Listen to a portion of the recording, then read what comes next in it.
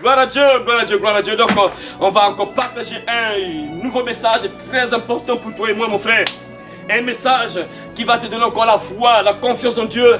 Un message qui va encore te donner vraiment la motivation de toujours t'accrocher à Dieu, toujours t'appuyer sur Dieu. Voilà pourquoi le titre de ce message, c'est quoi? Quelles que soient les circonstances, appuie-toi sur Dieu. Quelles que soient les circonstances, appuie-toi sur Dieu. Quelles que soient les circonstances, appuie-toi sur Dieu. Quelles que soient les circonstances, appuie-toi sur Dieu. Donc, quel que soit ce que tu peux vivre, quel que soit ce que tu peux traverser, quel que soit ce que tu vis actuellement ou ce que tu vivras peut-être demain, dans une semaine, dans un mois, dans une année, dans 5 ans, dans 10 ans, appuie-toi sur Dieu. Et vous allez comprendre pourquoi il faut toujours s'appuyer sur Dieu. C'est ça. Donc, on peut dire à la place d'appuyer, se confier aussi. C'est la même chose. Quelles que soient les circonstances, confie-toi en Dieu ou appuie-toi sur Dieu. C'est très important, mon frère, ma soeur. Voilà pourquoi on va se lever, on va lire la parole de Dieu. On va se lever, on va lire la parole de Dieu. Nous sommes dans le livre de 2 Chroniques. 2 Chroniques chapitre 16. On va lire un peu tout le chapitre. En fait, ce n'est pas tout le chapitre qu'on va lire, mais on va étudier tout ce chapitre. C'est juste un petit chapitre. Et on va tirer plusieurs leçons dans ce chapitre-là. Donc, je vais juste lire d'abord les 6 premiers versets. Je vais lire les 6 premiers versets. Donc, on va lire 2 Chroniques chapitre 16 et je vais lire les 6 premiers versets. Genre, je vais lire ça. Bon, je vais utiliser une autre version par rapport à la version que j'utilise souvent. Je vais utiliser une autre version, voilà. Pendant la 36e année du règne d'Asa, Baasha, roi d'Israël, vint un jour attaquer le pays de Juda. Il se mit à fortifier le village de Rama pour empêcher Asa et les Judéens de circuler librement de ce côté-là. Asa préleva une certaine quantité d'argent et d'or dans le trésor du temple et dans le trésor du palais royal et l'envoya à Damas au roi de Syrie, Ben-Hadad, avec le message suivant: faisons alliance, toi et moi, comme nos pères respectifs. Tu vois, je t'envoie de l'argent et de l'or en cadeau. Va donc, rompe ton alliance avec Baasha, roi d'Israël, afin qu'il retire ses troupes de mon territoire. Ben-Hadad accepta la proposition d'Asa et envoya les chefs de ses forces armées attaquer les villes d'Israël.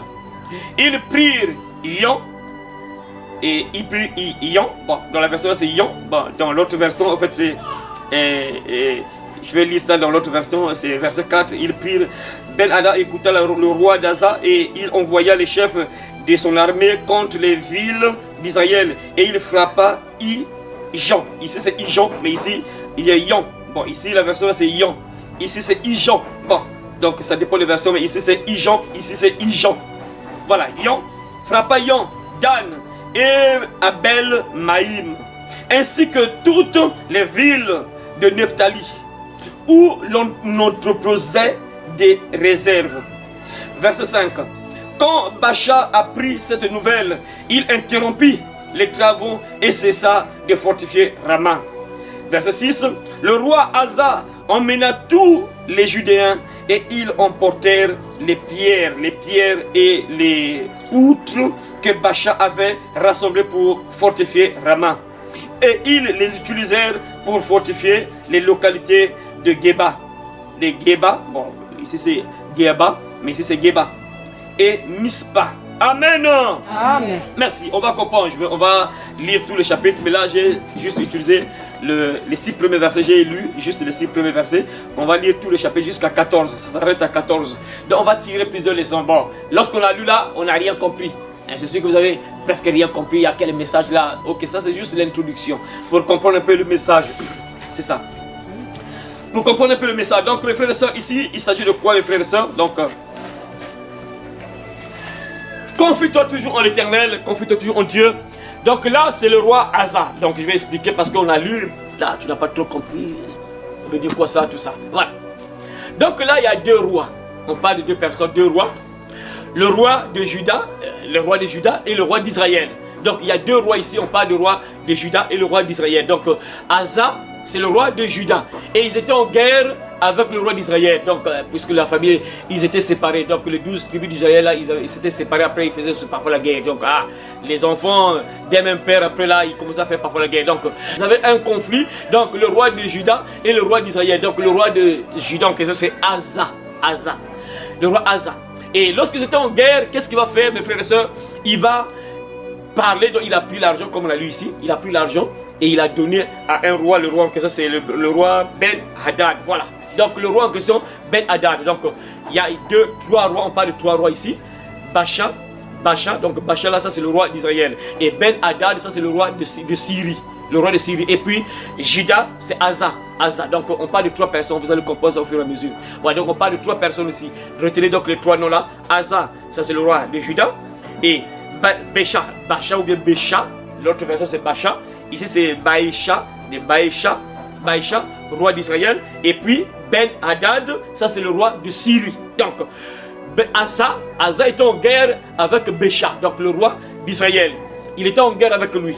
Maintenant, puisqu'il n'avait pas la force de combattre le roi d'Israël, et qu'est-ce qu'il va faire? Il va négocier avec le roi de Syrie, qu'on appelle ici Ben Hadad. Il va causer avec lui, il va faire une alliance avec lui.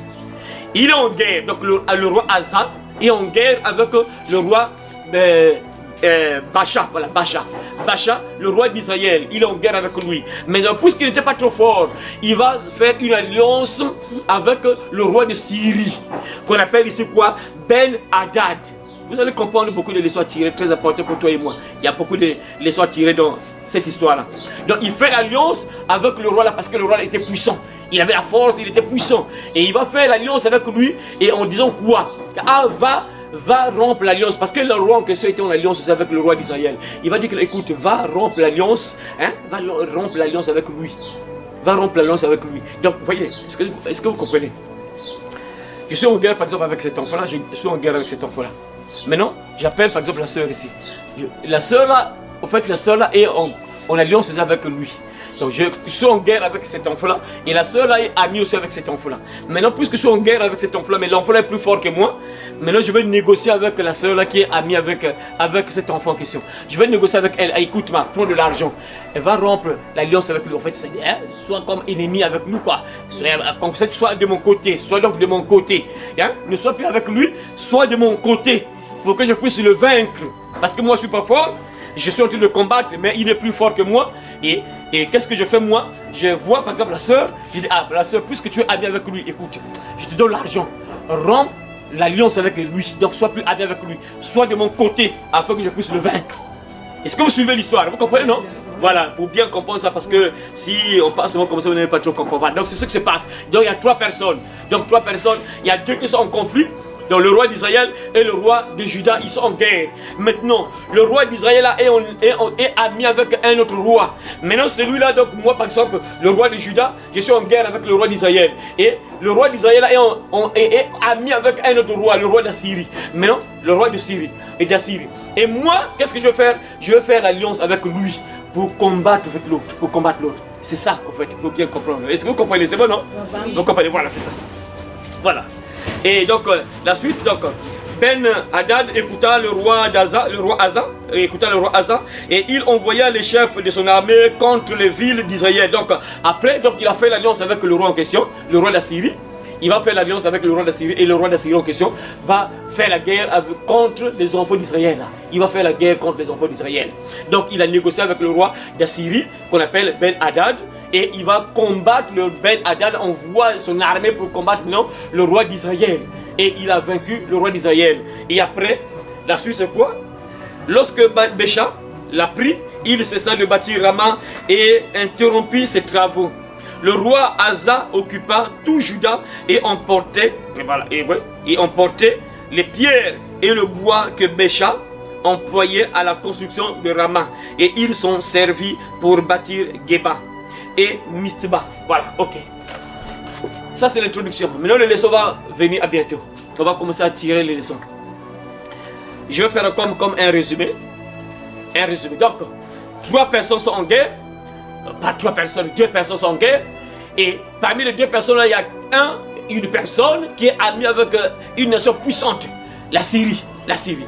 Et moi, par exemple, je suis en guerre avec l'autre, le roi d'Israël, et je suis parti voir le roi d'Assyrie pour négocier avec lui, et j'ai fait l'alliance avec lui pour combattre l'autre, afin que je puisse avoir la victoire sur l'autre. Et c'est ce qui s'est passé lorsqu'il a fait cette alliance-là. Le roi Asa en question, il a fait l'alliance avec le roi d'Assyrie, et ils ont pu vaincre le roi d'Israël. Donc ils ont arrêté de bâtir le mur, donc parce qu'il y avait des limites qu'ils bâtissaient des murs pour empêcher en fait les transactions, le peuple de Juda avec l'autre peuple, donc ils voulaient pas, donc ils ont bloqué, ils montaient un mur pour empêcher les transactions. Et lorsqu'il a fait l'alliance avec le roi de Syrie, ils ont pu empêcher l'autre de bâtir donc cette muraille là. Après ça a marché. Et lorsqu'il a fait ça, qu'est-ce qui va se passer? Le roi Asa, en question que vous entendez là, le roi Asa, écoutez très bien, il y a beaucoup de leçons à tirer à travers ce chapitre-là que nous sommes en train de lire. Le roi Asa en question, c'est quelqu'un qui avait vraiment la foi en Dieu. Il croyait vraiment en Dieu. Il avait toujours la victoire sur ses ennemis, le roi Asa en question. Pourquoi? Parce qu'il se confiait toujours en Dieu. Il avait toujours la victoire sur ses ennemis. Et là, lorsqu'il entre en guerre avec le roi d'Israël, il a maintenant peur. C'est comme la peur.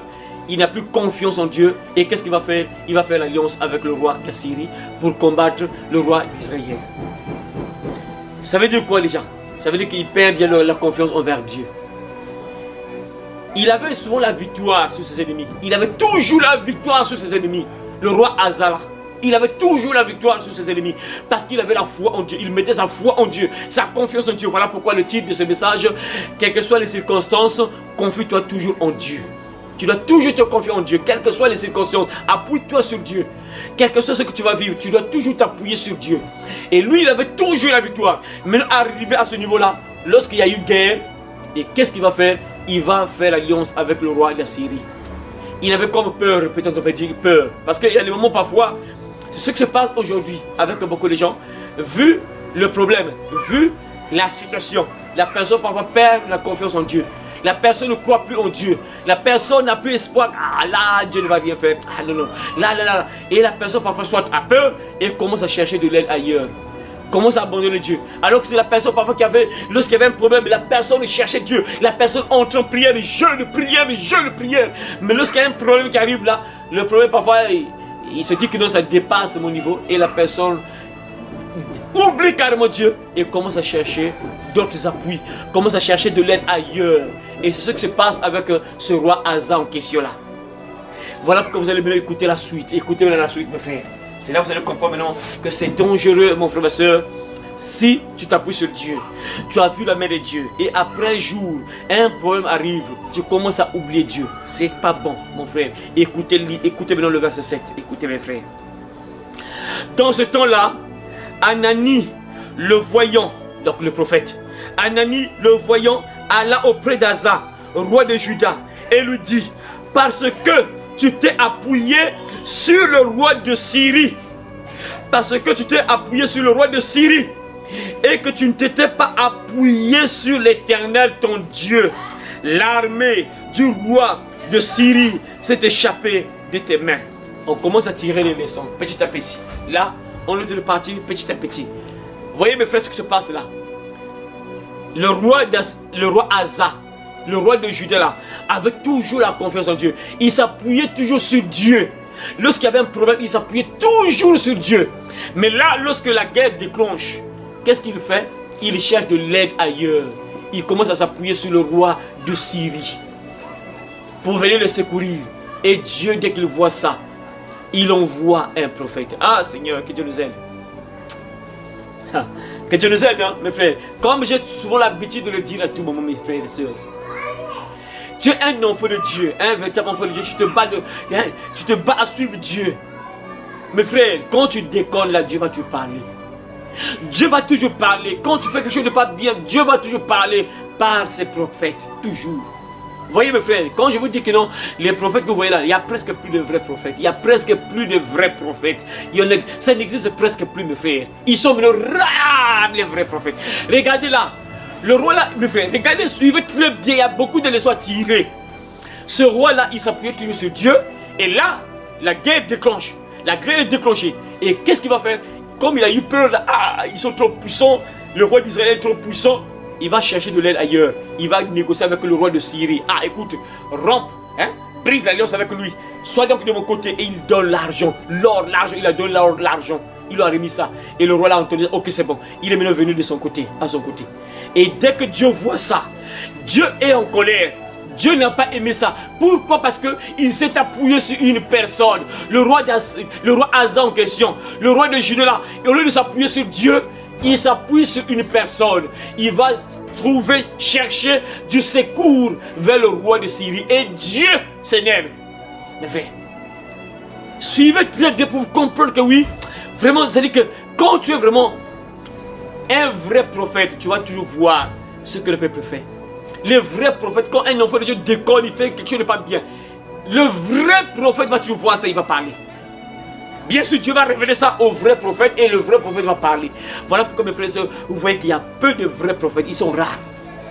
Dieu voit ça et il dit à Anani, le prophète, le voyant, va dire au roi de Juda, va lui parler. Incroyable, hein? Il a juste cherché de l'aide vers quelqu'un. Ah mon frère, aide-moi, parce que là, moi, ça ne marche pas, aide-moi. Et Dieu s'énerve. Pourquoi? Au lieu de s'appuyer sur Dieu, il s'appuie sur une personne.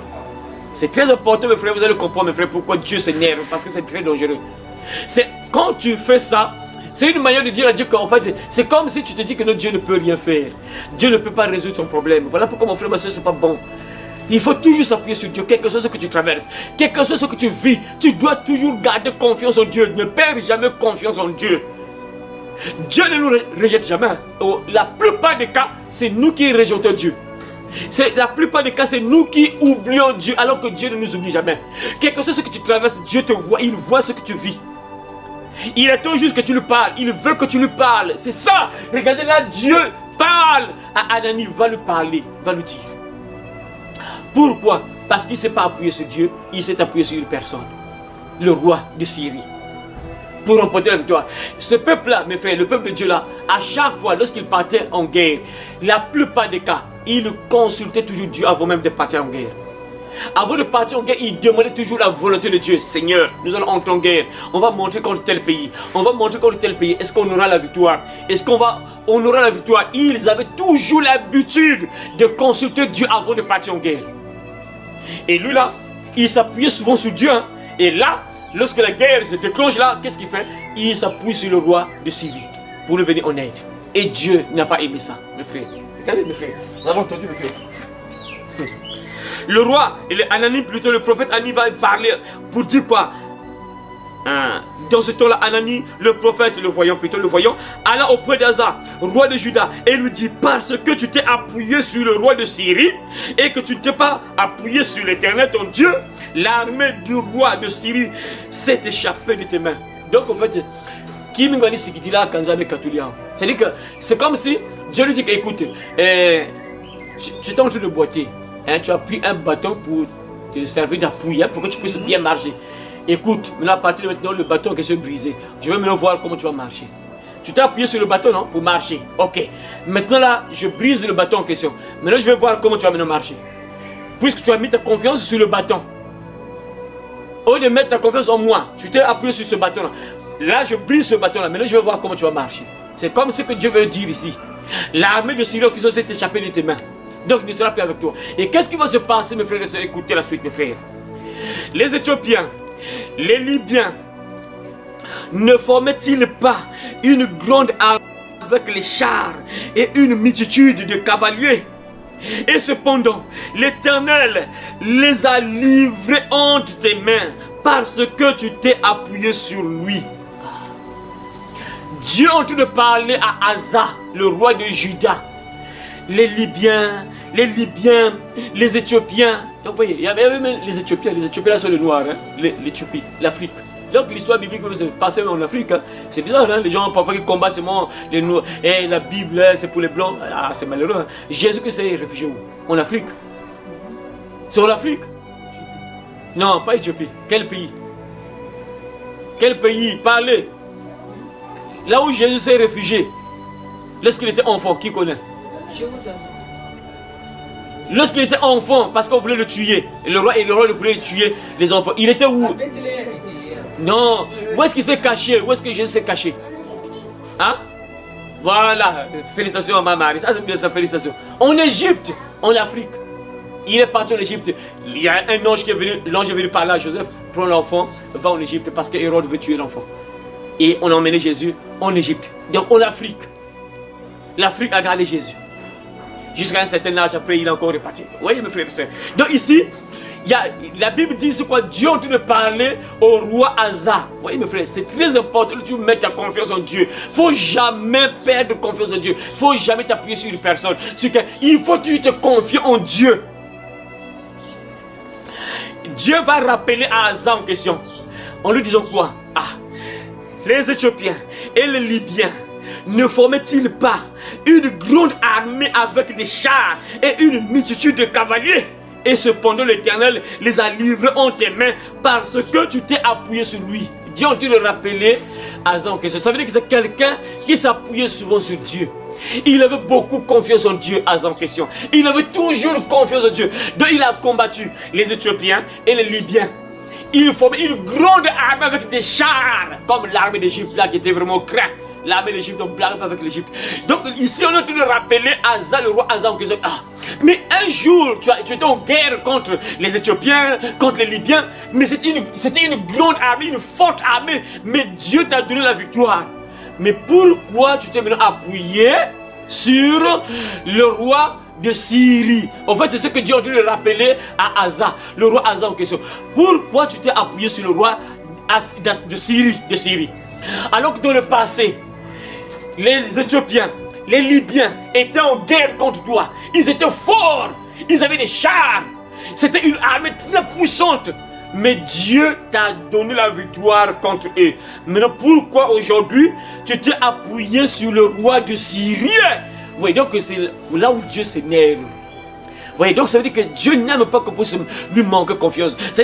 C'est comme si tu te dis, ce que le roi Asa avait fait là, c'est comme si il se disait que non, ah là, cette armée-là, Dieu n'est plus fort. Là, il ne peut plus me donner la victoire. Non, c'est fini. Non, la manière que je vois là, Dieu ne va plus me donner la victoire. Là, c'est compliqué. Là, Dieu ne va plus me donner. Qu'est-ce que je dois faire? Il faut que je m'appuie sur le roi de Syrie. En fait, c'est ce que Dieu veut lui dire. Que c'est comme si tu disais que non, là, je vais perdre la guerre. Je n'aurai pas la victoire. Regarde dans le passé. Il y avait une guerre. Les Éthiopiens, les Libyens étaient en guerre contre toi. Ils avaient des chars. Ils étaient puissants. Mais je t'ai donné la victoire. Maintenant, pourquoi aujourd'hui tu t'appuies sur le roi de Syrie? Pourquoi? C'est tout comme problème. C'est bizarre, hein? Franchement, quoi? C'est bizarre. C'est tout comme problème. Donc, le roi là a eu un problème avec Dieu juste à cause de ça. Ça manque de foi, hein? On appelle ça le manque de foi. Voilà pourquoi la Bible dit les incrédules n'hériteront point le royaume de Dieu. Incrédule, tu ne crois pas. Malgré ce que Dieu fait pour toi, ça c'est très dangereux. Malgré ce que Dieu fait pour toi, mais tu ne crois pas. Malgré les miracles de Dieu, malgré tout ce que Dieu fait, mais tu ne crois pas. Nombreux aujourd'hui, même les chrétiens, bien sûr, quand ça va mal, qu'est-ce qui se passe maintenant? Ils commencent à chercher d'autres voies, des voies obscures pour chercher de l'aide. Parce qu'ils se disent que Dieu ne fait rien, Dieu n'agit pas. Ah là, Dieu ne m'entend plus. Non, non, non. Moi, si je reste comme ça, c'est pas bon. Qu'est-ce que je dois faire? Je dois chercher du secours ailleurs. C'est ce que Dieu veut dire en fait. C'est ce qu'il veut dire. Donc c'est comme si je te dis que non, ton problème là, je ne peux pas arranger ça. Donc tu penses que je ne peux pas résoudre ton problème là. Pourquoi tu vas chez les féticheurs? Pourquoi tu vas trouver ces gens-là? Pourquoi tu t'appuies sur ces gens-là? Pourquoi tu vas chercher de l'aide ailleurs? Pourquoi tu cherches de l'aide ailleurs? Alors que moi, ton Père, je suis là. Alors que moi, ton Dieu, je suis là. Pourquoi tu ne t'appuies pas sur moi? Pourquoi tu ne m'invoques pas? Pourquoi tu ne t'appuies pas sur moi? Pourquoi tu pars chercher de l'aide ailleurs? Le roi Asa a eu des problèmes avec Dieu juste à cause de ça. L'incrédulité, mes frères. Voyez? C'est pour te dire quoi, mon frère, ma soeur, que Dieu n'aime pas les incrédules. Si tu es incrédule, c'est dangereux, mon frère, ma soeur. Dieu n'aime pas l'incrédulité. Tu dois garder confiance en lui. Quel que soit ce que tu vis, quel que soit ce que tu traverses, il ne faut jamais perdre confiance en Dieu, mon frère, ma soeur. Le roi, là, Dieu lui a donné des victoires. Il a remporté des victoires. Il a remporté des victoires. Mais là, le roi, là, qu'est-ce qu'il fait? Il s'appuie sur le roi de Syrie. Il s'appuie sur le roi de Syrie. Et lorsqu'il s'appuie sur le roi de Syrie, Dieu s'énerve. Il envoie un prophète pour lui dire que, mais pourquoi tu fais ça? Pourquoi tu manques la confiance envers moi? C'est comme une manière d'insulter Dieu, quoi. C'est comme si tu disais que notre Dieu ne peut rien faire pour moi. Dieu ne peut pas résoudre mon problème. Dieu ne peut rien pour moi. Et ce que ça veut dire, Dieu ne peut rien pour moi. Et Dieu s'énerve. Hein? Dieu est en colère. Mon frère, ma soeur, dans ton passé, c'est sûr que Dieu a fait beaucoup de choses dans ta vie. Hein? Dieu a fait beaucoup de choses dans ta vie. Mais parfois, il y a des moments parfois tu perds la confiance en Dieu. Dieu a fait beaucoup de choses dans ta vie. Dieu a fait des miracles. Tu as vu la main de Dieu plusieurs fois dans ta vie. Mais parfois, il arrive parfois des moments où, quand quelqu'un traverse des problèmes difficiles, tu commences à perdre parfois confiance. Nombreux sont comme ça. Hein? Nombreux sont comme ça, mes frères. Dès que ça ne marche plus, la personne commence à perdre confiance envers Dieu. Et la personne cherche du secours ailleurs. Et ça, c'est dangereux. C'est ce qui s'est passé avec Jésus. Voilà pourquoi Jésus a commencé à regretter, mes frères. Ah, chaque fois que quand je pense à ce que Jésus disait, mes frères, quelque part, ça fait vraiment mal, quoi, mes frères. Imaginez, vous connaissez tous un peu ce que Jésus a fait. Vous avez vu le film de Jésus. Vous avez vu un peu les miracles de Jésus. Vous avez vu un peu tout ce qu'il a fait là, mes frères. Malgré tout ce qu'il a fait là, mais les gens étaient toujours incrédules. Ils ne croyaient pas toujours en Jésus. Ils ne croyaient pas toujours. Et voilà pourquoi Jésus-Christ va commencer à déclarer des paroles pas bien, mes frères. Je vais encore relire ce passage-là. C'est un passage qui fait mal, mes frères. Quand tu écoutes ce que Jésus va commencer à dire, mes frères, ça fait vraiment mal, mes frères. Je vais lire ça dans Matthieu chapitre 11 à partir du verset 20. La Bible déclare ceci. Alors il se mit, voilà, c'est ce que je cherchais, voilà. C'est ce que je cherchais. Alors il se mit à faire des reproches aux villes dans lesquelles avaient eu la plupart de ces miracles parce qu'elles ne s'étaient pas repenties. Jésus commence à faire des reproches dans les villes où il avait fait la plupart de ces miracles. Pourquoi? Parce que ces villes-là ne s'étaient pas repenties. Donc ils ne croyaient pas toujours. Malgré ce que Jésus faisait, ils ne croyaient pas toujours, mes frères. Incroyable, vrai. Malgré tout ce que Jésus a fait, ils ne croyaient pas toujours. Malheur à toi, Chorazine, malheur à toi, Bethsaïda, car si les miracles qui ont été faits au milieu de vous avaient été faits dans Tyr et dans Sidon, il y a longtemps qu'elles se seraient répandues en prenant le sac et la cendre. C'est pourquoi je vous le dis, au jour du jugement, Tyr et Sidon seront traités moins rigoureusement que vous. Et toi, Capernaum, seras-tu élevé jusqu'au ciel? Non, tu seras abaissé jusqu'au séjour des morts. Car si les miracles qui ont été faits au milieu de toi avaient été faits dans Sodome, elles subsisteraient encore aujourd'hui. C'est pourquoi, je vous le dis, au jour du jugement, le pays de Sodome sera traité moins rigoureusement que toi, mes frères. Ah Seigneur, que tu nous aides, mes frères et sœurs. Voyez, là Jésus est en train de faire des reproches dans les villes où il avait fait la plupart de ces miracles. Pourquoi? Parce que les gens ne croyaient pas toujours. Malgré tout ce qu'il faisait, les gens ne croyaient pas toujours. Et c'est ce qui se passe avec ce roi-là, le roi Asa. Il a vu la main de Dieu, il a vu la main de Dieu, la puissance de Dieu, parce que Dieu l'a délivré de plusieurs combats. Mais il ne croyait pas toujours. Mes frères, incroyable, vrai. Hein? Et voilà pourquoi Dieu envoie le prophète Anani pour lui parler. Que pourquoi tu t'es appuyé sur le roi de Syrie? Je t'ai délivré, je t'ai donné la victoire, mais pourquoi tu t'es appuyé sur le roi de Syrie? Et mes frères, ça ne s'arrête pas là. Hein? Ça ne s'arrête pas là, mais écoutez encore la suite, mes frères. Qu'est-ce qui va se passer encore? Écoutez encore la suite, mes frères. Qu'est-ce qui va se passer encore? Écoutez la suite, mes frères. Voilà pourquoi tu ne dois pas être incrédule, mon frère. Quel que soit ce que tu vis, confie-toi en l'Éternel. N'abandonne pas Dieu, même si tu as des difficultés, même s'il y a des problèmes terribles. Quel que soit ce que tu vis, il ne faut jamais abandonner Dieu. Écoutez maintenant la suite, parce que ça ne s'arrête pas là. Dieu a fait des reproches, oui, mais écoutez maintenant la suite, mes frères.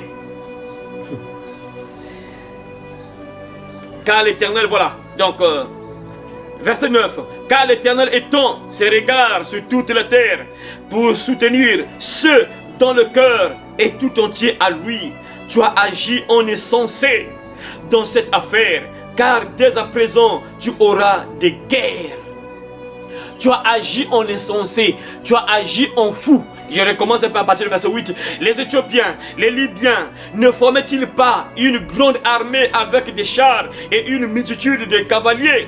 Et cependant, l'Éternel les a livrés entre tes mains parce que tu t'étais appuyé sur lui. Car l'Éternel étend ses regards sur toute la terre pour soutenir ceux dont le cœur est tout entier à lui. Tu as agi en insensé dans cette affaire, car dès à présent, tu auras des guerres. Frère, incroyable. Dieu dit que tu as agi en fou. Dieu est en train de parler ici que non, lui, il soutient. Ah, ça c'est bien. Il y a encore une leçon ici. Dieu dit clairement qu'il soutient. Dieu soutient toujours ceux qui ont le cœur attaché à lui. Il dit ça ici. L'Éternel étend ses regards sur toute la terre pour soutenir ceux dont le cœur est tout entier à lui. Si ton cœur est tout entier à Dieu, tu t'accroches à Dieu, c'est-à-dire tu t'accroches à lui, tu te confies en lui, tu mets en pratique sa parole, ton cœur est ouvert. Tu dis, c'est-à-dire que ça veut dire quoi? Ton cœur tout entier en lui, ça veut dire quoi? C'est-à-dire que tu t'appuies sur lui, tu te confies en lui, tu lui obéis, tu lui es agréable, tu fais sa volonté, tu te confies en lui, tu t'appuies sur lui, tu mets ton espoir sur lui.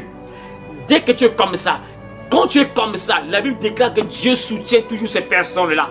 Vous voyez, pourquoi il y a certaines personnes que Dieu ne les soutient pas? Parce que leur cœur n'est pas tout entier à Dieu, mais leur cœur est à 50-50. J'aime Dieu, l'autre moitié j'aime le monde. Ton cœur doit être tout entier à Dieu. Pas que nos 50-50. Tu aimes Dieu, mais tu aimes aussi le monde. Tu aimes Dieu, mais tu aimes aussi les joies de ce monde. Tu aimes Dieu, mais tu aimes aussi quand même le péché. C'est ça le problème. Dieu dit ici quoi? Il soutient toujours ceux dont leur cœur est tout entier à lui. Donc si ton cœur est tout entier à Dieu, Dieu va te soutenir tôt ou tard. Quel que soit ce que tu vas vivre, il va toujours te soutenir. Mais si ton cœur, tu es avec Dieu, comme beaucoup de gens, aujourd'hui tu es à l'église par exemple, après dès qu'on finira par la petite, on se croise où? Ah bon, croisons-nous au tel bar. Ton cœur n'est pas tout entier en Dieu. Et là, lorsque des problèmes terribles vont t'arriver, ce sera difficile que Dieu te soutienne. Difficile que Dieu te soutienne. Quand tu t'accroches en Dieu, mon frère, tu lui es agréable, tu le plais, tu fais sa volonté. Tôt ou tard, Dieu va te soutenir. Dieu dit ça, il a dû le rappeler au roi en question, Asa, le roi de Juda, que moi je soutiens ceux qui dans le cœur est tout entier à moi. Donc si tu te confies en Dieu de tout ton cœur, voilà pourquoi Dieu dit dans sa parole, tu aimeras l'Éternel de ton Dieu de tout ton cœur. Tu dois l'aimer de tout ton cœur. Et quand tu l'aimes de tout ton cœur, ça veut dire qu'il va toujours te soutenir. Quand vraiment rien ne va marcher dans ta vie, quand tu as des difficultés, quand tu as des problèmes, Dieu va toujours te soutenir, il ne va jamais t'abandonner. Et Dieu a dû le rappeler à cet homme-là. Voyez mes frères, au roi Asa. Et il dit encore mes frères, que tu auras des guerres, désormais tu auras des guerres. Puisque tu n'as pas mis ta confiance en moi, l'Éternel, désormais tu auras des guerres. Écoute encore, ça ne s'arrête pas là. Le verset 10. Asa fut irrité quand le voyant. Le prophète est en train de parler. Ah, pourquoi tu t'es appuyé sur le roi de Syrie? Moi, Dieu, je t'ai donné des victoires. Hein? J'étais toujours avec toi. Lorsque tu étais en guerre contre les Éthiopiens, les Libyens, ils étaient puissants. Mais je t'ai donné la victoire contre eux. Mais pourquoi, dans cette affaire, tu t'es appuyé sur le roi de Syrie? Désormais, tu auras des guerres. Puisque tu as fait ça, c'est pas bon. Désormais, tu auras des guerres. Et lorsqu'il parle, il dit ça. Le roi en question, au lieu de se repentir, comme David a bien fait, on est parti nous dire, ah David, pourquoi tu as pris la femme de pluie? Désormais, regarde ce qui va t'arriver. Eh, jeune, il est directement jeune. Mais lui là, on lui parle, que regarde ce que tu as fait là. Au lieu de se repentir, lui entre colère. Ah, toi le voyez, toi le prophète, pourquoi tu me prophétises ce genre de choses là? Pourquoi? Il s'énerve contre le prophète. Ok, il ne sait pas, il s'énerve directement contre Dieu. Je ne sais pas si les gens comprennent, mes frères. Faut jamais faire cette erreur-là, frères et sœurs. Faut jamais faire cette erreur-là toute ta vie. Ne commets jamais cette erreur-là toute ta vie. Par exemple, un homme de Dieu en train de prêcher comme ça, par exemple. L'homme de Dieu te parle, il t'explique, il te révèle des choses qui sont dans la parole de Dieu. Il t'explique beaucoup de choses. Il te parle de la part de Dieu. Mais pendant que l'homme de Dieu est en train de parler, et toi tu es en colère, contre ce qu'il te dit, il te dit la parole de Dieu, il te lit la parole de Dieu, il t'explique, il te dit, il te révèle ce que Dieu lui a donné comme message, il te parle de la part de Dieu. Et toi en écoutant ça, toi ça t'énerve, tu es en colère contre Dieu. Ah, dès que tu fais, c'est fini, tu es foutu. Mais frère, regardez dans la Bible, il y a tellement plusieurs exemples. La fois où on a vu, cet homme-là, sa main s'est paralysée. L'homme de Dieu est venu, il a quitté Juda, il est parti à Bethel, il a commencé à prophétiser contre l'autel de Bethel. Il a prophétisé, c'était Josaphat. Non, c'est pas Jéroboam, voilà. Le roi Jéroboam. L'homme de Dieu prophétise, regarde. Ah, saisissez-le! Il s'énerve contre le prophète. Hein.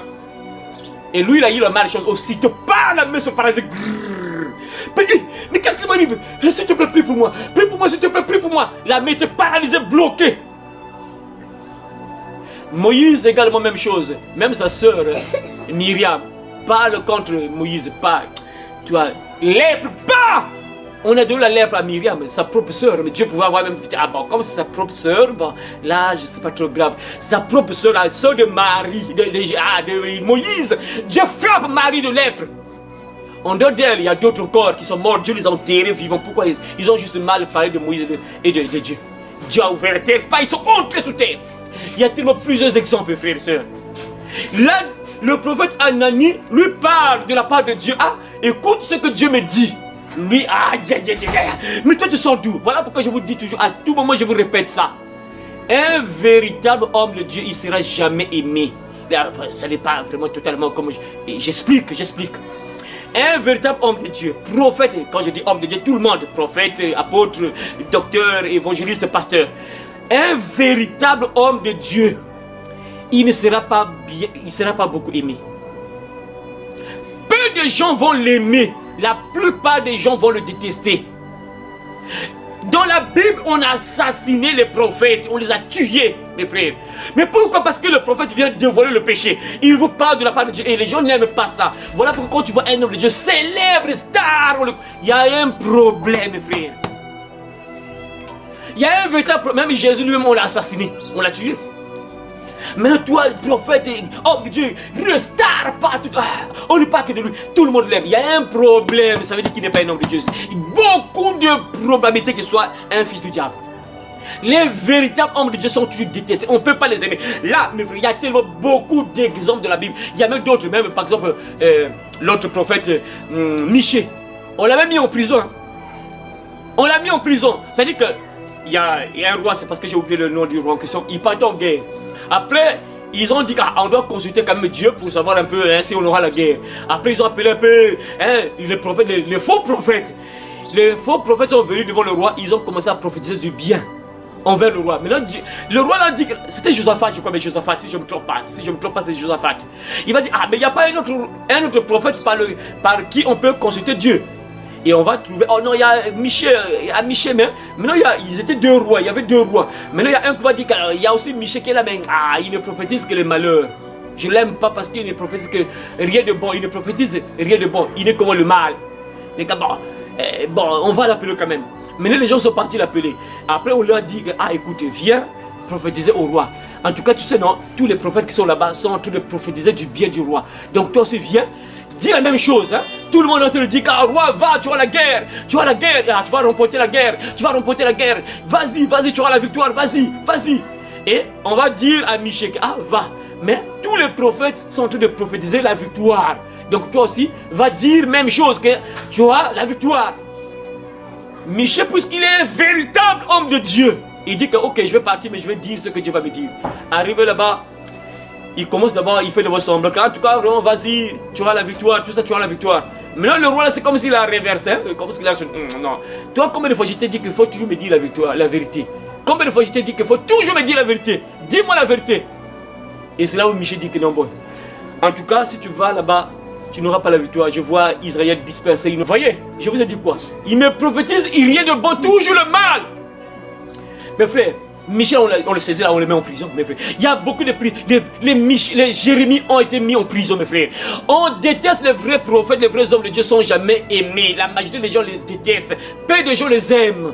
Lisez juste la Bible, vous allez remarquer vous-même. Tous les prophètes, les hommes de Dieu, la majorité ont toujours été détestés. Même Moïse, regardez un peu les miracles que Moïse a fait là. Mais après un moment là, Moïse, il voulait tuer même Moïse, hein. Le peuple se retourne contre Moïse et regardez un peu tous les miracles qu'ils ont vus là. Mais incroyable, après un moment là, ils se retournent contre lui. Incroyable, vrai. Hein? Jésus, même chose. Incroyable. Là, le roi, on lui prophétise que regarde ce que Dieu dit. Dieu en colère parce que tu t'es appuyé sur le roi de Syrie. Et lui, il s'énerve. La Bible déclare quoi? Asa fut irrité contre le voyant. Et il le fit mettre en prison. Il le fit mettre en prison. On le saisit, on le met en prison. Incroyable, hein? Il nous parle de la part de Dieu, on l'a mis en prison. Ah, mes frères. Et beaucoup de gens sont comme ça. Dieu leur parle. Et quand Dieu te parle, tu résistes à la voix de Dieu. Tu endurcis ton cœur. Dieu te parle alors qu'il veut ton bien. Regarde, écoutez ce que le roi et le prophète, le voyant ici, en train de parler. C'est normal ici. Il n'y a rien de mauvais. Il dit, ah, mais toi, pourquoi tu as fait ça? Regarde, la fois dernière, tu avais une guerre là. Hein? Les Éthiopiens et les Libyens étaient en guerre contre toi. Ils étaient puissants. Mais Dieu t'a donné la victoire. Mais pourquoi tu t'es appuyé cette fois-ci sur le roi de Syrie? Regarde, l'armée de Syrie s'est échappée de tes mains. Et désormais, tu as des guerres. Ah, au lieu de se repentir, il dit, ah oui, c'est vrai, la fois dernière, j'avais la victoire, roi. Oui, c'est vrai, quand je me suis appuyé sur Dieu, oui, j'avais la victoire. Ah, Dieu, pardonne-moi. Rien. Lui s'énerve. On saisit le prophète. Prison. Incroyable, hein? Maintenant, regardez qu'est-ce qui va se passer. Lui, il se dit que non, il attaque le prophète. Au fait, ce n'est pas le prophète qui l'attaque. Ce n'est pas vraiment le prophète. Regardez la suite, qu'est-ce qui va se passer, mes frères. Ah, Seigneur. Il le fit mettre en prison parce qu'il était en colère contre lui. Et dans le même temps, Asa opprima aussi quelques-uns du peuple. Il a commencé à opprimer, à maltraiter le peuple. Et la suite, écoutez mes frères et sœurs, les actions d'Asa, les premiers et les dernières, les actions d'Asa, les premières et les dernières sont écrites dans le livre des rois de Juda et d'Israël. La 39e année, donc là la 6e année, donc 6e année c'est là où ça se passe, et la 39e année, la 36e année et 39e année, 6, 7, 8, 9, 3 ans plus tard, la 39e année de son règne, Asa eut les pieds malades au point d'éprouver des grandes souffrances. 3 ans plus tard, le roi tombe malade, le roi en question, qui s'est énervé contre le prophète, le voyant. Il tombe malade 3 ans plus tard. Dieu l'a parlé, la 36e année, 39e année, les pieds s'enflent. Il avait de fortes douleurs, la Bible dit quoi? De fortes douleurs aux pieds.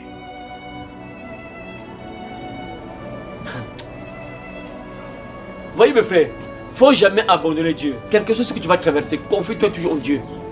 La 39e année, Asa eut les pieds malades au point d'éprouver de grandes souffrances. Même dans sa maladie, il ne chercha pas l'Éternel, mais il consulta les médecins. Dieu s'énerve encore, incroyable frère. En fait, c'est Dieu peut-être qui a relâché cette maladie. Il souffre. Il est en train de souffrir, il avait mal aux pieds. Au lieu de chercher Dieu, la Bible dit quoi? Au lieu de chercher Dieu, il cherche les médecins. Donc en fait, Dieu a envoyé sur le monde cette maladie-là parce que pour qu'il puisse revenir à Dieu, pour qu'il puisse chercher Dieu, qu'il puisse se repentir, s'appuyer sur Dieu. Lui, non, c'est le contraire encore. Allez m'appeler les médecins là. Cherchez-moi un bon docteur là. Ah non, là-bas il y a un bon docteur là. Vraiment, c'est un bon docteur. Il va résoudre ton problème là. Appelez-le. On appelle le médecin. Incroyable, hein? Si Dieu dit ça, que même dans sa maladie, il ne cherchait pas Dieu. Ça veut dire que Dieu veut que quand tu as des problèmes, appuie-toi sur Dieu, mon frère et ma soeur. Cherche Dieu. Ça ne veut pas dire que non, c'est mauvais, il ne faut plus partir à l'hôpital. Ça ne veut pas dire ça. Écoutez bien, j'explique bien. Parce que Dieu aussi a donné l'intelligence au docteur, tout ça, pour soigner certaines maladies. Mais ce que Dieu veut dire, quoi? J'ai souvent l'habitude de le dire ici, quoi? Regarde, si Dieu bloque ta guérison, tu peux chercher trouver même un meilleur docteur du monde, le meilleur médecin du monde, tu ne seras jamais guéri. Parce que notre guérison est entre les mains de Dieu. Voilà pourquoi tu dois toujours mettre ta confiance en Dieu. Même si tu prends les médicaments, tu prends les injections, il faut toujours mettre ta confiance en Dieu. Parce qu'il y a des gens qui prennent les médicaments qu'il faut, ils ont un traitement puissant, fort, mais ils meurent. Ils finissent par mourir. Hein? Malgré le traitement, malgré ils sont partis dans les meilleurs hôpitaux du monde, mais ils sont morts avec leur maladie. Et Dieu veut tout simplement nous dire quoi? Que même si tu es malade, quel que soit ce que tu vis, tu dois toujours mettre ta confiance en lui. On t'injecte, oui, mais toi tu crois que oui. C'est pas l'infirmier qui me soigne, c'est pas le médicament là qui me soigne, mais c'est Dieu qui me soigne. C'est ça un enfant de Dieu. Tu as de la confiance en Dieu que oui, on m'a donné des paracétamol ou quoi, mais je sais que c'est Dieu qui me guérit. C'est ce qu'il veut. Donc le roi là devient malade, il éprouvait de fortes douleurs. Mais au lieu de chercher Dieu, non, lui il consulte encore les médecins. Voyez? Ça veut dire que Dieu veut qu'on puisse dépendre uniquement de lui. Il faut toujours avoir ta foi en Dieu. Tu ne dois jamais perdre la foi, mon frère, c'est pas bon. Tu dois toujours mettre ta confiance en Dieu, quel que soit ce que tu vas vivre, quel que soit ce que tu vas traverser, mets toujours ta confiance en Dieu. Tu dois toujours te confier en Dieu. Regardez, si Dieu dit ça, c'est parce qu'il voulait que le roi en question se confie en lui. Mais lui, il ne se confie même pas en lui. Et malgré la maladie qu'il avait là, au lieu de consulter Dieu, non, il consulte les médecins. La Bible déclare qu'il consulte les médecins. Incroyable, mes frères. Hein? Incroyable. Ah, Seigneur, que tu nous aides vraiment à comprendre cela, mon frère, ma soeur. Écoutez, mes frères et sœurs, la suite. Asa se coucha avec ses pères et il mourut la 49e année, oui, la 49e année. Donc il a mis du temps, Seigneur, incroyable. Là, 39e année, il devait malade. 39e année, il devait malade. Et la 41e année, voilà, 41e année, il meurt. Donc ça veut dire 39 ans, à 39, 40, 3 ans de maladie. Il a fait 3 ans de maladie. Il éprouvait de fortes douleurs. Au lieu de chercher Dieu, il ne consulte même pas Dieu. Il consulte les médecins. Et il a fini par mourir. Hein? Il est mort, mes frères. Vous voyez, il est mort. Hein? On l'enterra dans le sépulcre, qui s'était creusé dans la ville de David. On le coucha sur un lit qu'on avait garni d'aromates et de parfums, préparés selon l'art des parfumeurs. Et l'on en brûla, voilà, en son honneur une quantité très considérable, voilà. Donc le pauvre, il est mort, mes frères. Tout ça, regardez, 1, il est tombé malade.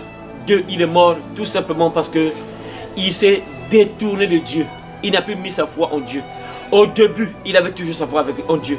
Il gardait toujours confiance en Dieu. Et dès que ce problème est arrivé, il met sa confiance maintenant en une personne. Il se confie en une personne. Il s'appuie sur une personne.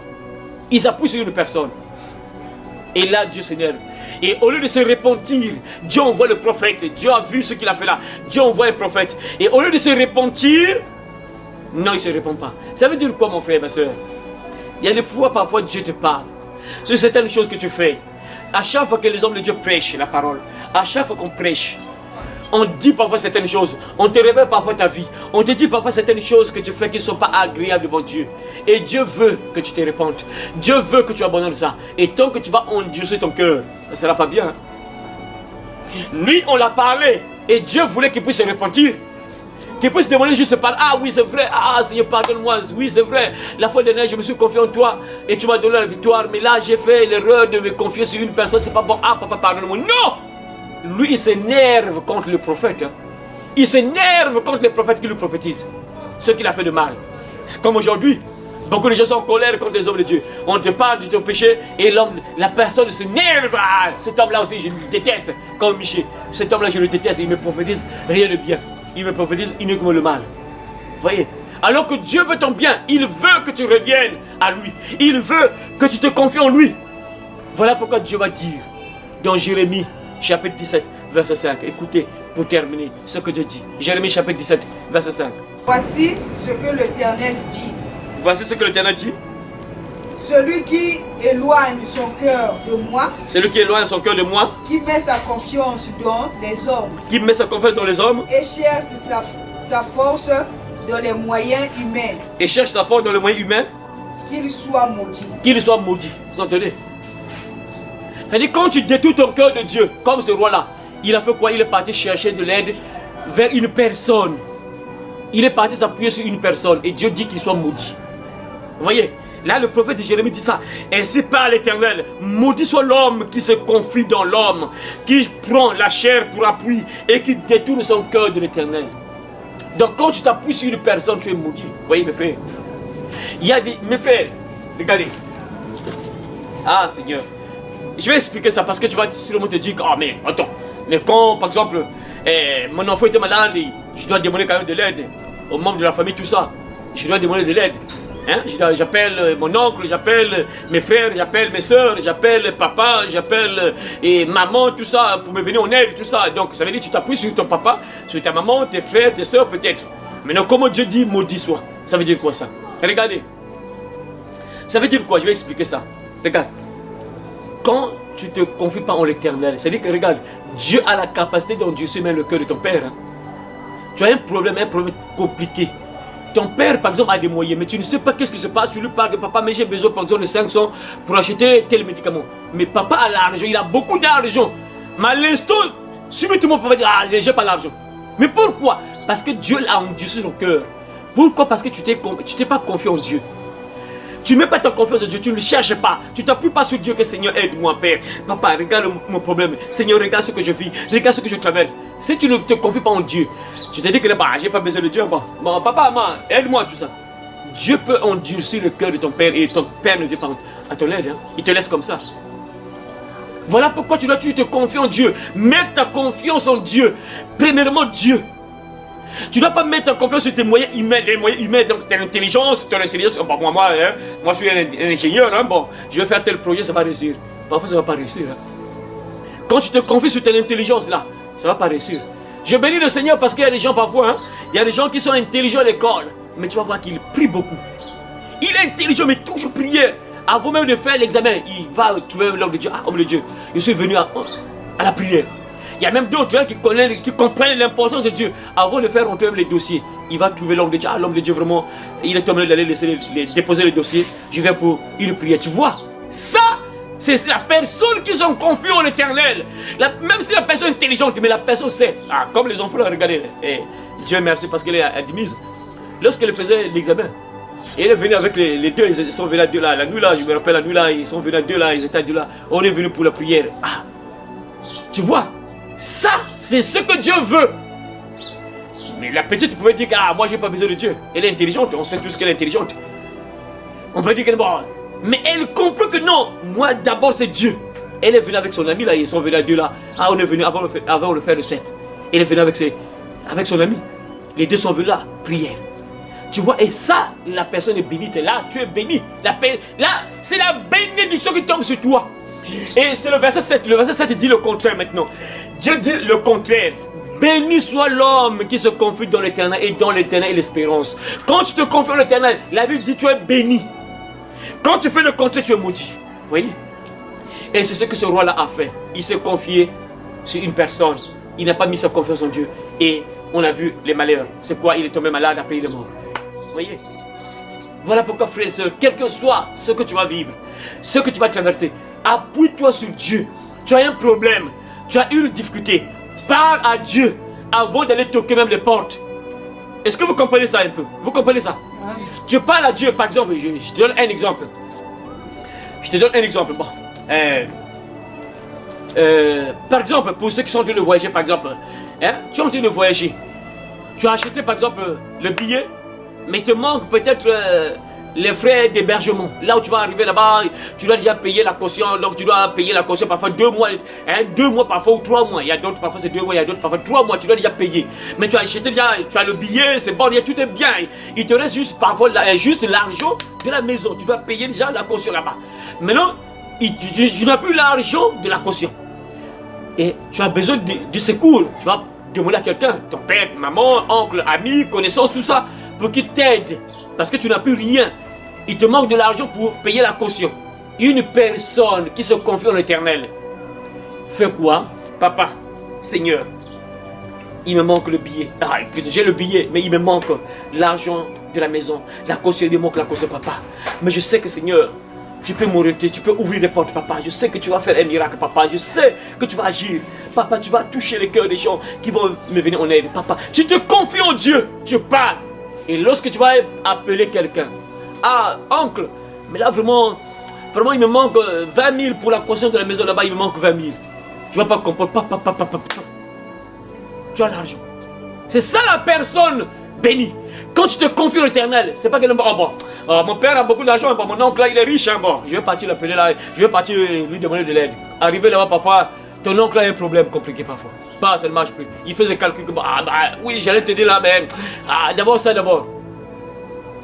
Pourquoi? Parce que tu t'es confié dans tes propres capacités, ton intelligence, tes propres forces, hein, sur la chair. Tu t'es appuyé sur la chair que bon, mon oncle là, il a beaucoup d'argent. Il va me donner l'argent. Mais quand tu arrives là-bas, parfois, il te donne rien. Pourquoi? Parce que tu t'es appuyé sur la chair. Tu t'es appuyé sur ton intelligence, tes capacités.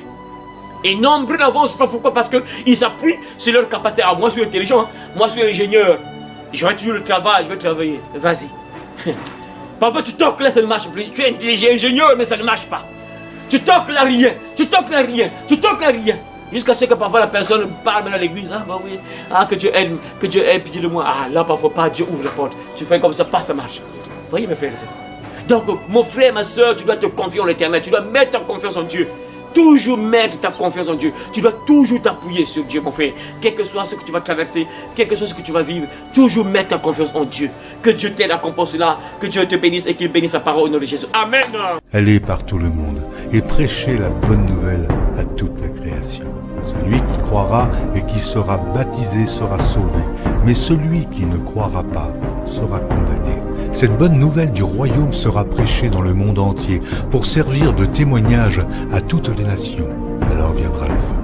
Heureux celui qui lit et ceux qui entendent les paroles de la prophétie et qui gardent les choses qui y sont écrites, car le temps est proche.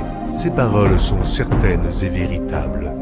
Et le Seigneur, le Dieu des esprits des prophètes, a envoyé son ange pour montrer à ses serviteurs les choses qui doivent arriver bientôt. Et voici, je viens bientôt, et ma rétribution est avec moi pour rendre à chacun selon ce qu'est son œuvre. Moi, Jésus, j'ai envoyé mon ange pour vous attester ces choses dans les églises.